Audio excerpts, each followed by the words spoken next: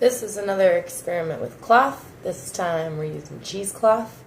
And I genuinely don't even know if this is going to work, but let's see what happens. So I have to set this down. There we go.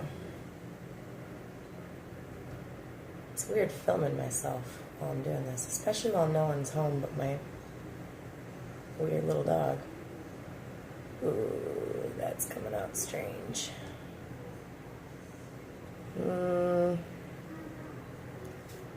That got kind of a cool effect.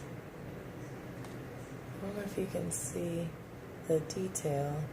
I'll zoom in a second here.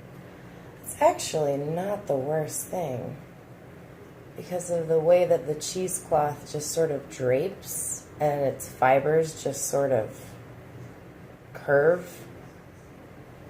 It actually came out kind of cool. Alright, I don't hate this, so let's see what we can see.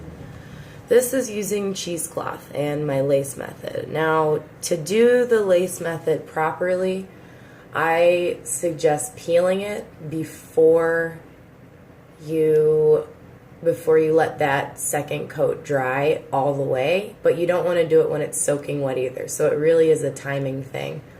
But yeah, cheesecloth, if you're not sure what that is that stuff you can use in the kitchen that you can like cook with.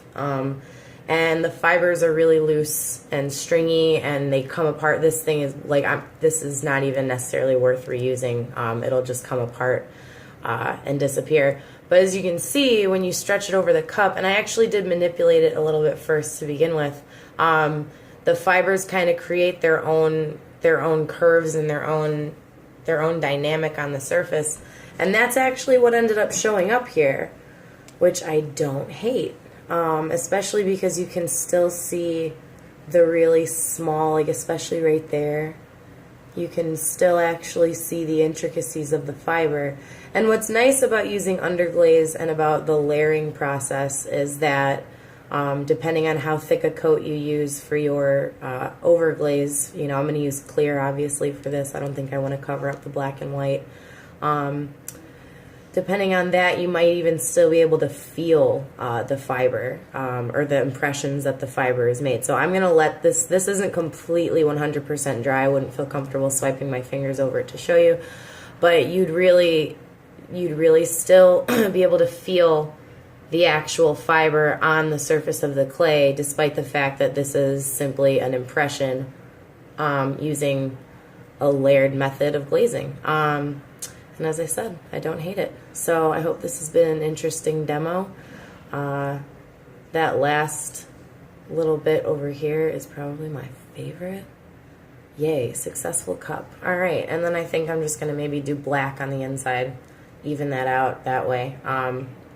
This is not glazed in here, and I might do a rim. Either way, I really like how this turned out. Cheesecloth is fun. So whether you use cheesecloth to cook or in the studio, apparently cheesecloth is awesome, and it's probably available at every store. So thanks for watching, and I'll catch you at the next little demo.